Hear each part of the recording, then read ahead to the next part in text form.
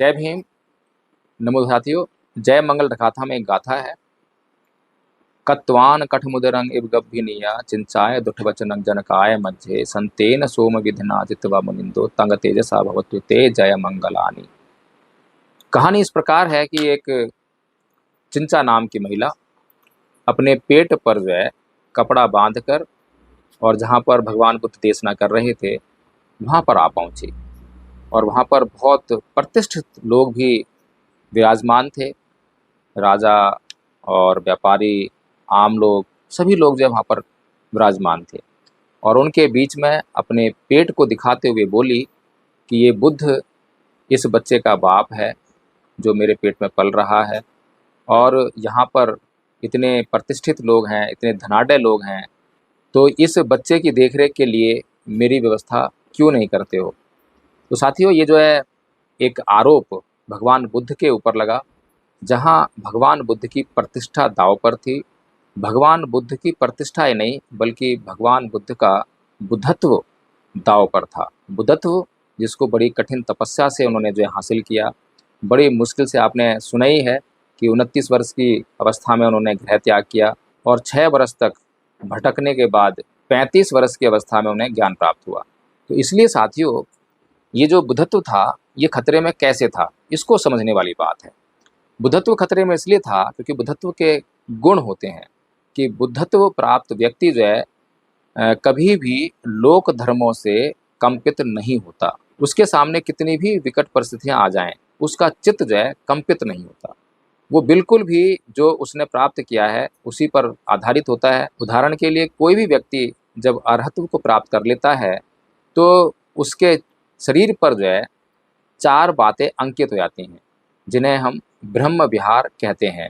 इसमें करुणा, मुदिता, मैत्री और उपेक्षा, ये जो 4 बातें जो हैं उसके शरीर पर जो है परिलक्षित होने लगती हैं। और यही बातें जो हैं किसी भी व्यक्ति के अरहत्व प्राप्त करने की निशानी है। तो साथियों, इसी प्रकार से जो है अब बुद्ध को अरहत्व प्राप्त हुआ या नहीं हुआ, और अरहत्व के बाद उनको बुद्धत्व प्राप्त हुआ या नहीं हुआ। अब यहाँ पर अगर बुद्ध जो है उनका चित्त अगर कंपित हुआ था और उसमें जो है वो उसको डांटने लगते, उसके ऊपर गुस्सा करने लगते, तो इसका मतलब यही होता कि जो बुद्ध अभी तक दूसरों को बता रहे थे, सिखा रहे थे, वो जो है बुद्ध का जो धम्म है वो सब जो है मिट्टी में मिल जाता। लेकिन यहाँ पर जो है भगवान बुद्ध ने क्या कहा? भगवान बुद्ध ने कहा कि हे बहन, ये जो सच्चाई है इसको या तो तू जानती है या मैं जानता हूँ। बस इतना कहते ही वो जो सत्य है जब भगवान बुद्ध के मुख से निकला तो उससे जो है चिंचा का चित्त जो है कंपित हो गया और उसके कारण जो है वो हिल उठी और उसका जो गठरा था, पोटली थी, जो भी उसने बांध के लाई थी, वो वहीं पर निकल गई और उसकी पोल वहीं खुल गई। ये कहानी है। इस कहानी से जो है हमें क्या सीखने को मिलता है? क्या इससे ये साबित होता है कि यदि मेरे किसी महिला के साथ में संबंध हों और उन संबंधों का किसी को पता लग जाए और जब वो मुझ पर आरोप लगाएं, तो क्योंकि मैं एक धम्म गुरु हूँ, मैं धम्म सिखाने वाला हूँ, मैं बहुत बड़ा धम्म संगठन चलाता हूँ, तो उसके बाद जो है इसी चिंचा का उदाहरण देकर लोगों को मैं भ्रमित करूं कि देखो, बुद्ध के ऊपर भी आरोप लगे थे। जिस प्रकार से बुद्ध के ऊपर आरोप लगे उसी तरह से आज हमें, क्योंकि हमारा संगठन बहुत बड़ा हो गया है, लोग जो है लाखों रुपया दान देते हैं, हम बहुत बड़े बड़े कार्य कर रहे हैं, हम बहुत बड़े बड़े आयोजन करते हैं, क्या इसीलिए जो है उनकी इस बात पर जो है चिंचा का उदाहरण जो है मानकर उनकी बात को सच मान लिया जाए? साथियों, सोचने वाली बात है कि चिंचा जो है उसकी जांच तो कई प्रकार से हो सकती थी। अगर भगवान बुद्ध जो है, मान लीजिए, वहाँ पर उससे ये ना कहते और उसकी जांच करने के लिए किसी को भेज देते कि 2 महिलाओं को ले जाकर कि जाओ इसकी जांच करो कि इसके पेट में बच्चा है या नहीं है। लेकिन साथियों, हम जानते हैं कि चिंचा जो है केवल उस क्षण भर के लिए वहाँ पर आई थी और उस क्षण के कारण जो है भगवान बुद्ध को बदनाम करने आई थी। और ये पक्की बात है क्योंकि उस क्षण के बाद जो है चिंचा वहाँ पर दिखाई नहीं देती, उस गांव में भी दिखाई नहीं देती। हो सकता है कि जिन लोगों ने उस चिंचा को भेजा था वो उसकी हत्या कर देते और वो कहानी हमेशा हमेशा के लिए जो है बदनामी में तब्दील हो जाती।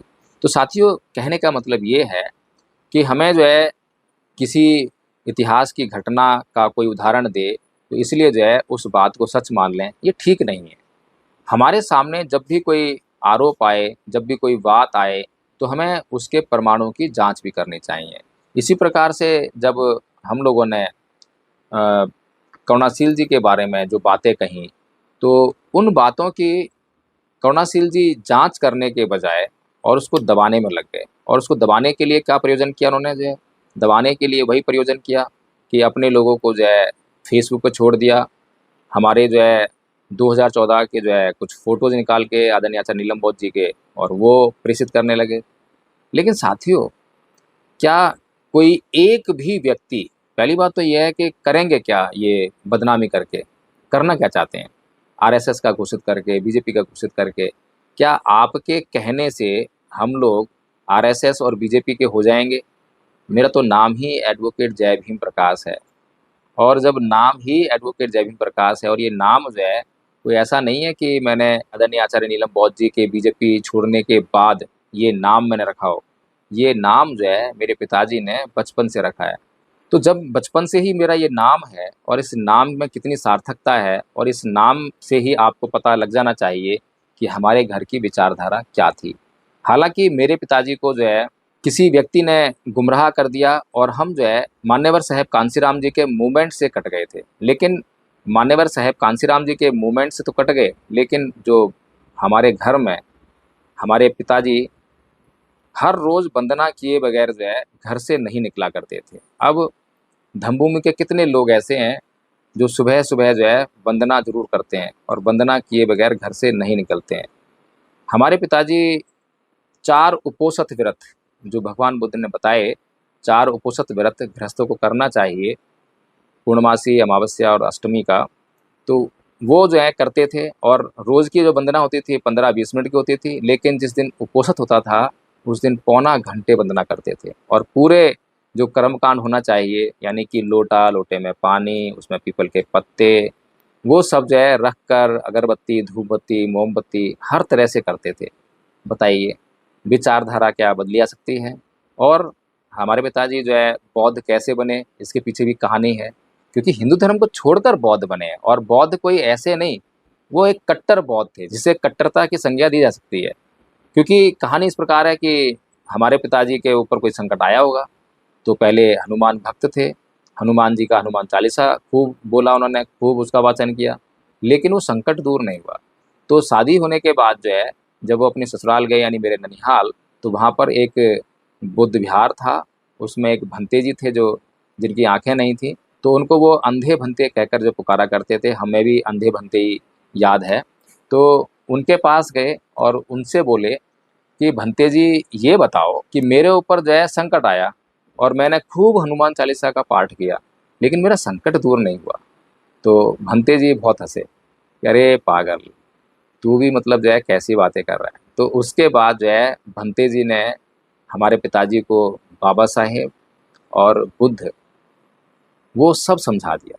और वो दिन था और उसके बाद जो है हमारे पिताजी ने मुड़कर पीछे नहीं देखा।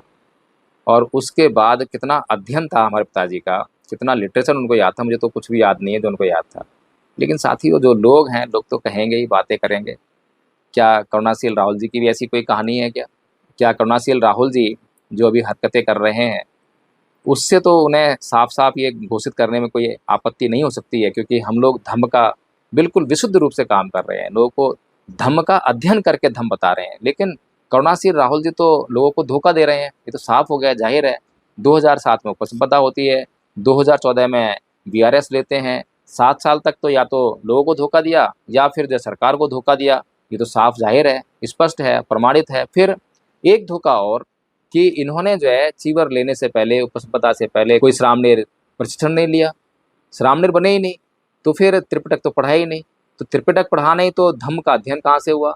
धम्म का अध्ययन नहीं हुआ तो तर्क पे आधारित जो भी बातें समझ में आती हैं, वही इनके लिए धम्म हो गया, उसी की देशना हो गई। वही 5 शील, अष्टांगिक मार्ग, 4 आर्य सत्य।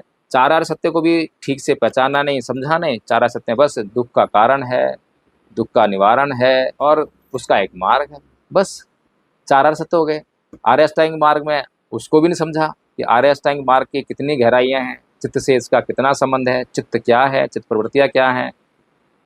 8 बातें जो हैं क्या है, सम्यक दृष्टि। सम्यक दृष्टि के बारे में क्या समझाते हैं आपको समझ लेना, लेकिन सम्यक दृष्टि में क्या बाधा होती है, चित्त की उसमें क्या भूमिका होती है, किस प्रकार से उसको दूर करते हैं। लेकिन ये क्या समझाएंगे सम्यक दृष्टि के बारे में, जब इनके लोग जो हैं झूठ बोल रहे हैं, गालियाँ दे रहे हैं और खूब क्रोध कर रहे हैं, लेकिन एक बार भी जो है उनको नहीं कहा है कि तुम क्रोध मत करो, तुम गालियाँ मत दो, ये धर्म के विरुद्ध है। तो सम्यक दृष्टि कहाँ है, आर्य अष्टांगिक मार्ग है कहाँ? कुछ भी नहीं है, कोई अध्ययन नहीं है, केवल लोगों को बेवकूफ़ बनाने का एक प्रयोजन है।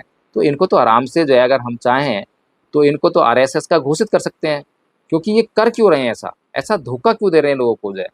अगर हम चाहें तो इनको जो है आरएसएस का घोषित कर सकते हैं। लेकिन अगर कोई व्यक्ति हमारे समाज का है और समाज के लिए कुछ कार्य कर रहा है, तो हम उसको जो है आरएसएस का घोषित क्यों करें?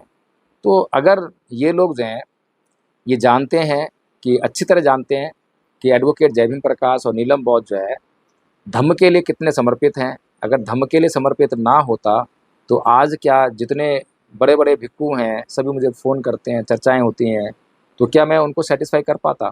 अब तक मेरा ये अभियान तो कब का बंद हो गया होता। तो साथियों, अगर हम लोग जो है सही काम कर रहे हैं और ये लोग हमारे सही काम में बाधा उत्पन्न करना चाहते हैं, तो आरएसएस का कौन हुआ?